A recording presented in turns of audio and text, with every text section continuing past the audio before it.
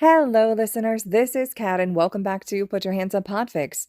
This will be the continuation of Datastream. This will be Part 23, Chapter 23.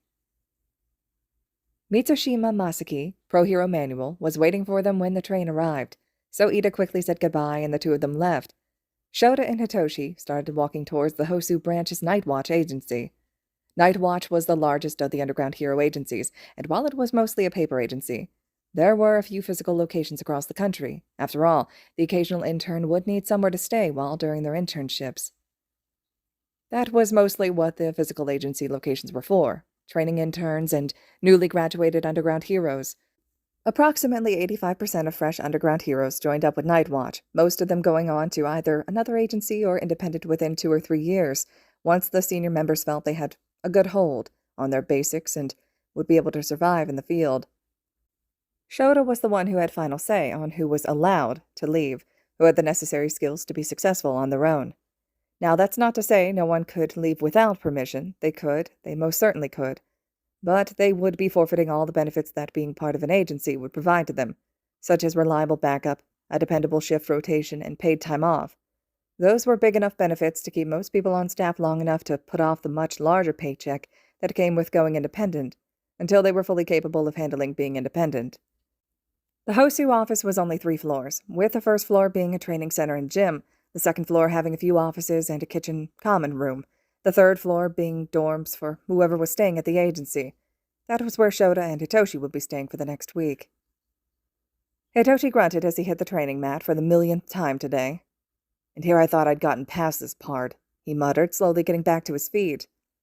"You really thought you could truly keep up with me after just 3 years?" Aizawa asked his student. "Izuku is supposed to be the only cute one." "Ugh," was the only reply Hitoshi could come up with as he got back into a defensive position. Aizawa was not going as easy on him as normal, and Hitoshi was disappointed in himself for not having realized before how much the man had been holding back prior. "When are we going out on patrol?" Hitoshi asked, anything to get away from constantly getting thrown to the ground. "Tomorrow," Aizawa answered. "Manual is doing the same thing with Iida that we are. Basic training." Hitoshi interrupted with a grumble. "Basic training my ass." Aizawa glared slightly but continued. "He'll be taking him out for patrols starting tomorrow evening, so that's when we'll be going out." "I'm surprised. Evening patrols. Isn't Iida going to be trying to hunt down Stain? Wouldn't Manual want to take him out for earlier patrols to avoid the chances of Iida going rogue?" Aizawa huffed out a small laugh.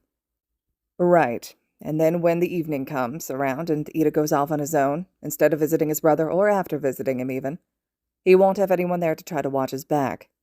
Aizawa gave Hitoshi a look. "Think these things through, Shinso. I'm training you to be underground.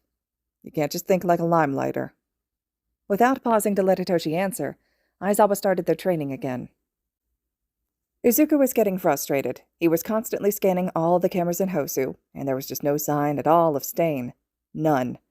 How was that possible? He couldn't know about Izuku. No one knew Izuku was actively looking for Stain, outside of a few heroes such as Nezu, Uncle, Papa, and then Detective Tsukauchi. Maybe Stain was being careful because he knew it was only a matter of time before Datastream was called in. But did he actually know about what he could do as Datastream? Izuku didn't think his quirk details were common knowledge. Well, whatever the reason was, Stain was avoiding the cameras really freaking well, and Izuku was frustrated. "Oh, is that Iida? What's he doing?" Looking around, Izuku didn't see Manual anywhere nearby, so was Iida patrolling on his own? Why? "He's looking for Stain," Izuku thought to himself. Great. Taking all of 3 seconds to lock onto Iida's phone signal, Izuku called him. "Hello?" Iida answered his phone, more than a little confused at the number coming in as unknown. "Hey there, Iida. It's Aizawa Izuku. I got your number due to being super special awesome. How's your internship going?" Izuku asked. "Aizawa-kun, this is only the second day. We have barely even started the internship," Iida stated. "Oh, really? Everyone else I've talked to says they're already learning a lot. Hito's learning Uncle's more advanced fighting techniques. Shouto's already helped Snowfall rescue a pair of hikers who got stuck in the mountains, and Denki helped generator power a city block after someone crashed into a power line." Izuku paused. "I think Uraraka's practicing hand-to-hand combat with Gunhead." Iida paused in his tracks. Izuku knew full well what Manual's training plans for Iida were, and he knew that Iida was supposed to be with his mentor right now. And if he was doing what he was supposed to be doing, he would be learning just as much as everyone else. Perhaps I am not experiencing the same internships as the others because I am visiting my brother, Iida lied. Izuku narrowed his eyes at the Iida he could see through the city camera. Visiting your brother, huh? That must be rough. Tell Ingenium that I said hi, will you? I will. Thank you for your concern, Aizawa-kun. Oh, and Iida. Yes? Your brother's hospital isn't in that part of town, nor is Manuel's agency. Stop hunting for Stain. Even if you find him, you won't be able to take him on your own. Izuku ended the call before Iida could say anything to him. Okay, now to tell Uncle that Iida's being an idiot. Izuku called Uncle and waited for him to pick up. After not getting a reply, Izuku called Hitoshi. And also didn't get a reply. Great, they were probably in the gym. Why couldn't Uncle do like Papa and have a watch that could buzz? Fine. He'll tap into the agency's intercom. Shouta had just pulled Shinso back to his feet when he heard the intercom crackle to life. Uncle, stop beating up Hito and answer your phone. Don't assume we're done here, Shouta warned his student. Take a break, but as soon as I find out what Zu needs, we'll be back. Shinso nodded and lurched his way to his water bottle as Shouta went to the locker rooms where his phone was and called Zu. About time, honestly. Just because you're training doesn't mean you should be away from your phone, Izuku grumped. I'm assuming you needed something fairly important, Shouta asked, ignoring Izuku's greeting. Define important. I really just wanted to let you know that Iida's patrolling the streets in the area and Genium was attacked instead of visiting his brother or training with Manuel. Not sure if that's really important or not, Izuku said. Shouta pinched the bridge of his nose and sighed deeply. That idiot is going to get himself killed, Shouta muttered. Yeah, that was my thought too. And if you're beating Hito like I think you are, then you'll both be too tired to go out tonight, so maybe lay off him for the rest of the day or week, and I'll let you know when Iida's out and about. Fine. Keep me posted on Iida. I'll keep my phone on me. Tenya continued to go out alone during the week, not just that one day, but he hadn't run into Stain. He knew Tensei would be disappointed in him, but he had to make the man who had paralyzed his brother pay. One thought was concerning to Tenya, though. How did Aizawa-kun know where he was? Was there any truth to what Kirishima had said back at the sports festival? Was Aizawa-kun Datastream?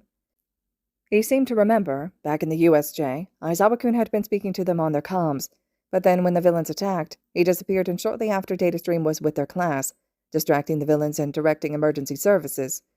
Were they the same person?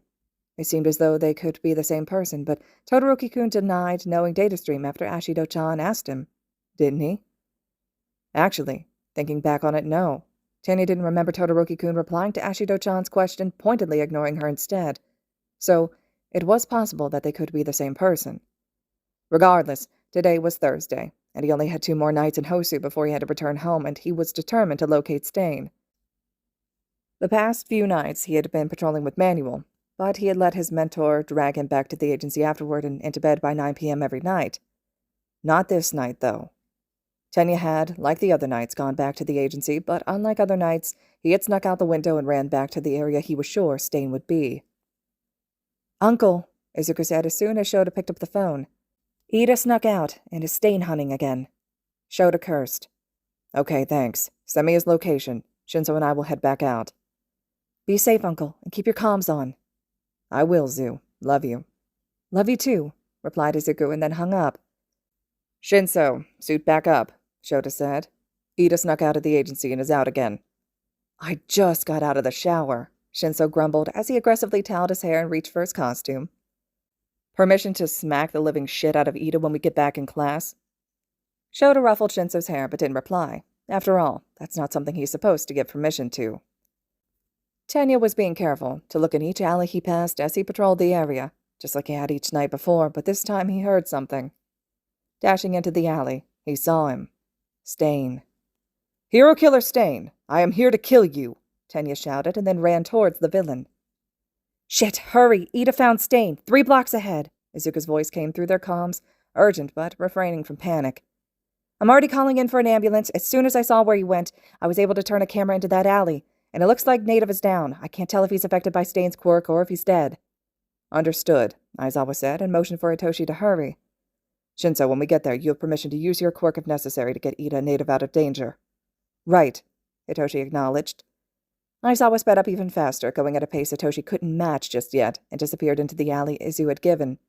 Hitoshi was about 15 seconds behind his mentor, and he knew that a lot could happen in 15 seconds, but he trusted Aizawa to be okay. Dropping into the alley himself, Hitoshi was stunned. Native was on the ground, bleeding from his leg. Iida was on the ground, bleeding from his shoulder. Aizawa was on the ground, bleeding from his arm. Hitoshi stood there for a single second before grabbing Stain's attention, hoping to buy time for someone to get there. There was no way he could defeat Stain if Aizawa couldn't. What the fuck, man? Seriously, what the actual fuck? It had been trained into Hitoshi for the past 3 years to always open a fight with an open question, laced with quirk.